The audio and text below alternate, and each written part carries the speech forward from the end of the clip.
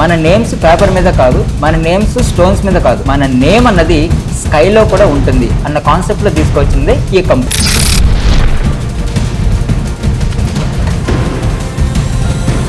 Elon Musk యొక్క main project ఏంటి అంటే మార్స్ పైన ఒక ఎన్వైర్న్మెంట్ ని క్రియేట్ చేయడం. ఆ ఎన్వైర్న్మెంట్ లో హ్యూమన్స్ హ్యాపీగా బ్రతకడమే. సో వీటి పొటెన్షియల్ రిస్క్ ఉండటం వల్ల ఎర్త్ కి ఒక ఆల్టర్నేటివ్ గా చూస్ చేసుకోవాలి అని అనుకున్నాడు. ఆ ఆల్టర్నేటివ్ మార్స్ అనుకున్నాడు. ఈ ప్రాజెక్ట్ కింద మూన్ పైన ఒక హోటల్ ని, లగ్జరియస్ హోటల్ ని నిర్మించాలి. నిర్మించిన తర్వాత అక్కడ ఉండి మన ఎర్త్ ని ఫేస్ చేస్తూ కొన్ని డేస్ గడపాలి. అండ్ ఆ బుకింగ్ చేసుకున్న తర్వాత టికెట్ ప్రైస్ ఉంటుంది. ఆ టికెట్ ప్రైస్ నియర్లీ 100 crores ఉంది. కన్స్ట్రక్షన్ పేలోడ్ ద్వారా అక్కడ తీసుకెళ్లి మూన్ పైన ల్యాండ్ చేసి అక్కడ దాన్ని ఎక్స్పాండ్ చేస్తారు. ఒకసారి ఎక్స్పాండ్ చేసిన తర్వాత రిజిడ్ గా అండ్ స్టీల్ కంటే కూడా స్ట్రాంగ్ గా ఉంటుంది. ఎర్త్ మీదే కాదు, మూన్ పైన అదర్ సెలెస్టియల్ బాడీస్ పైన కూడా మన యొక్క మార్క్ చూపించబోతున్నాం. చిన్నప్పుడు అమ్మ మనకి గోరుముద్దలు తినిపిస్తూ చందమామ రావే, జాబిల్లి రావే అనే కథలు చెప్తూ మరీ తినిపించేది. అండ్ ఒక్కసారి ఊహించుకోండి, చందమామ పైన ఒక బిల్డింగ్ ఉండి, ఆ బిల్డింగ్ లోపల మనం ఉండి, దానికి ఒక కిటికీ ఉండి, ఆ కిటికీ ఇలా ఓపెన్ చేస్తే ఎర్త్ని మనం చూస్తూ, అదే విధంగా స్పేస్ మొత్తాన్ని ఒక చూస్తూ ఉంటే ఆ అనుభూతి ఏ విధంగా ఉంటుందో ఒకసారి ఊహించుకోండి. ఎగ్జాక్ట్ గా ఇదే కాన్సెప్ట్ పైన గ్రూ స్పేస్ అనే ఒక కంపెనీ మూన్ పైన ప్రపంచంలో ఫస్ట్ టైం ఒక హోటల్ నిర్మించబోతుంది. ఆ హోటల్ కి సంబంధించి ప్రీ బుకింగ్స్ అండ్ టికెట్ కూడా రిజర్వ్ చేసుకునే అవైలబిలిటీ కల్పించింది.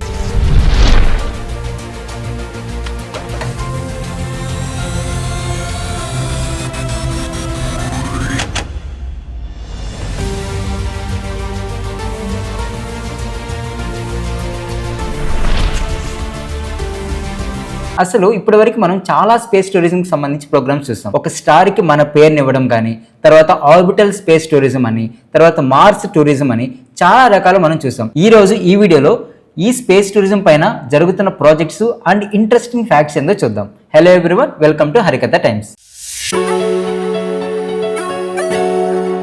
ఇప్పటివరకు స్పేస్ టూరిజం కి సంబంధించి చాలా కంపెనీస్ చూస్తాం. ఫర్ ఎగ్జాంపుల్, ఒక కంపెనీ ఏం చేస్తుంది అంటే యూనివర్స్ లో ఉన్న స్టార్స్ కి మన పేరుని అసైన్ చేస్తుంది అండ్ దానికి తగ్గట్టు ఒక సర్టిఫికేట్ ఇస్తుంది అండ్ ఎగ్జాక్ట్ గా ఆ స్టార్ యొక్క కోఆర్డినేట్స్ కూడా మన పేరు మీద మెన్షన్ చేస్తుంది.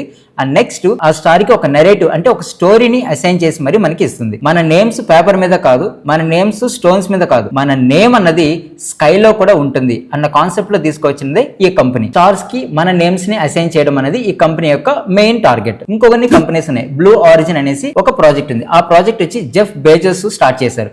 ఈ ప్రాజెక్ట్ యొక్క మెయిన్ థీమ్ ఏంటి అంటే ఫస్ట్ స్పేస్ లోపలికి వెళ్లేదానికంటే ముందు మన ఎర్త్ యొక్క అవుటర్ స్పేస్ ని ఎక్స్ప్లోర్ చేద్దాము.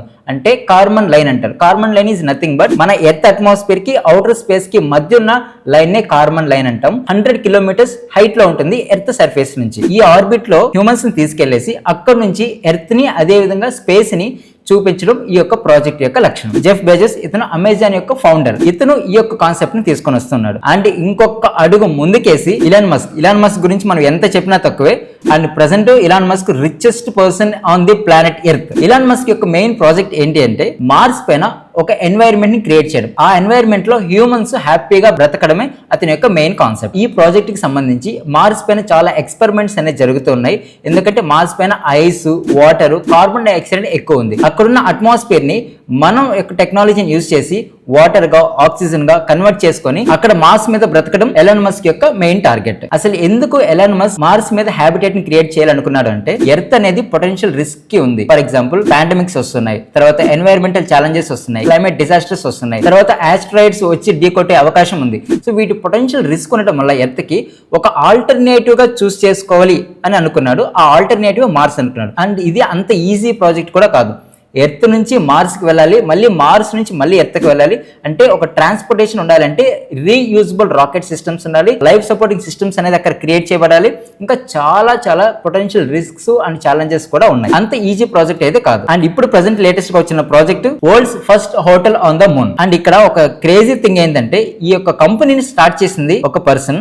ఆ పర్సన్ యొక్క ఏజ్ ఎంత అనుకుంటున్నారు? కేవలం 22 years age. Skyler Charles. He is the founder of Gru Space company. Just graduated from University of California. వచ్చిన వెంటనే అండ్ టెస్లాలో కూడా ఇతను ఒక ఇంటర్న్షిప్ చేశాడు. వచ్చిన వెంటనే ఇతను ఈ యొక్క కంపెనీ స్టార్ట్ చేశాడు.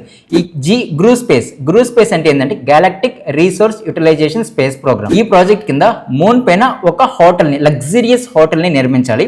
నిర్మించిన తర్వాత అక్కడ ఉండి మన ఎర్త్ ని ఫేస్ చేస్తూ కొన్ని డేస్ గడపాలి అన్నది ఈ యొక్క ప్రాజెక్ట్ మెయిన్ ఉద్దేశం. అయితే ఈ ప్రాజెక్ట్ అచీవ్ అవ్వడానికి 4 ఫేజెస్ లో జరుగుతుంది. 2025-2027 first phase capital formation and validation 2025 నుంచి 2027 మధ్యలో జరుగుతుంది. అంటే ఈ ప్రాజెక్ట్ యొక్క డిమాండ్ ఎంత ఉంది, ఎవరు ఇంట్రెస్టెడ్ గా ఉన్నారు అని తెలుసుకోవడమే ఈ యొక్క మెయిన్ లక్ష్యం. అండ్ ఈ స్టేజ్ లో pre booking and remember pre booking యొక్క చార్జెస్ ఎంతో తెలిసిన nearly 1 lakh rupees just pre booking. తర్వాత ప్రీ బుకింగ్ చేసుకున్న తర్వాత బుకింగ్ చార్జెస్ ఉంటుంది.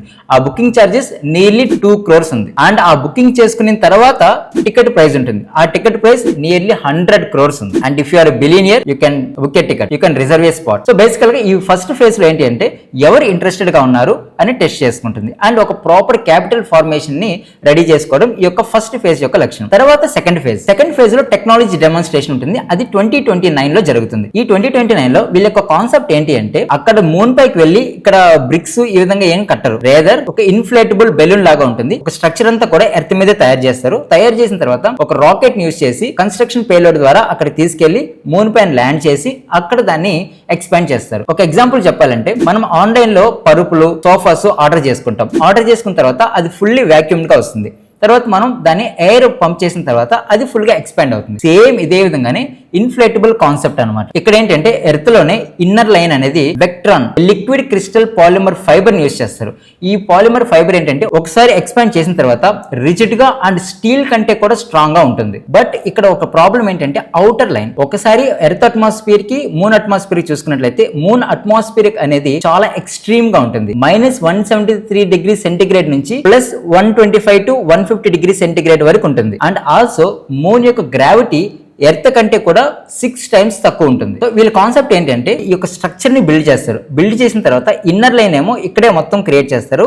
ఈ స్ట్రక్చర్ ని ఇలా రాకెట్ ద్వారా తీసుకెళ్లేసి ఆ పేలోడ్ అక్కడ పెట్టిన తర్వాత అక్కడ నుంచి ఎక్స్పాండ్ చేస్తారు. ఎక్స్పాండ్ చేసినప్పుడు మూన్ పైన సాయిల్ ని బేస్ చేసుకొని కొన్ని రోబోటిక్ సిస్టమ్స్ యూజ్ చేసి ఆ టెక్నాలజీ ద్వారా అవుటర్ లేయర్ డిజైన్ చేస్తారు. ఏ విధంగా డిజైన్ చేస్తారంటే మూన్ యొక్క అవుటర్ అట్మాస్ఫియర్ నుంచి లోపల ఉన్న వాళ్ళకి ఏం కాకుండా అండ్ ఆల్సో సోలార్ రేడియేషన్స్ ని తట్టుకునేలాగా ఆ అవుటర్ అట్మాస్ఫియర్ ని మూన్ పై ఉన్న సాయిల్ యూజ్ చేసుకొని క్రియేట్ చేస్తారు. ఈ గ్రూ స్పేస్ కంపెనీ యొక్క కాన్సెప్ట్ అనేది ఇది. అండ్ నెక్స్ట్ థర్డ్ ఫేజ్ 2031 లో హ్యాబిటేట్ డిప్లాయ్మెంట్. ఈ హ్యాబిటేట్ డిప్లాయ్మెంట్ లో ఏంటి అంటే అక్కడికి తీసుకెళ్తారు. తీసుకెళ్లిన తర్వాత ఆ ప్రాజెక్ట్ మొత్తాన్ని కూడా ఎక్స్పాండ్ చేసి రెడీ టు యూజ్ అన్న విధంగా మొత్తం కూడా అరేంజ్ చేస్తారు. లైవ్ సిస్టమ్స్ సపోర్ట్ చేస్తున్నాయా లేదా, తర్వాత అట్మాస్ఫియర్ లోపల సపోర్ట్ చేస్తుందా లేదా, వాటర్, ఆక్సిజన్ ఇవన్నీ కూడా అరేంజ్ చేసి పెడతారు. అండ్ ఫైనల్ గా inaugural guest 2032 that is fourth phase. ఈ ఫేజ్ లో ఏంటంటే ప్రెసెంట్ ఇనిషియల్ గా అప్ టు 4 గెస్టులు మాత్రమే తీసుకుంటున్నారు. ఈ నలుగురిని తీసుకొని వీళ్ళతో పాటు కొంతమంది ఆస్ట్రోనాయిట్స్ వీళ్ళని గైడ్ చేయడానికి తీసుకొని వెళ్తారు. అక్కడికి తీసుకుని వెళ్ళి ఒక ఫ్యూ డేస్ అక్కడ ఉండి అక్కడ నుంచి మళ్ళీ ఆ లోపలికి వెళ్ళేసి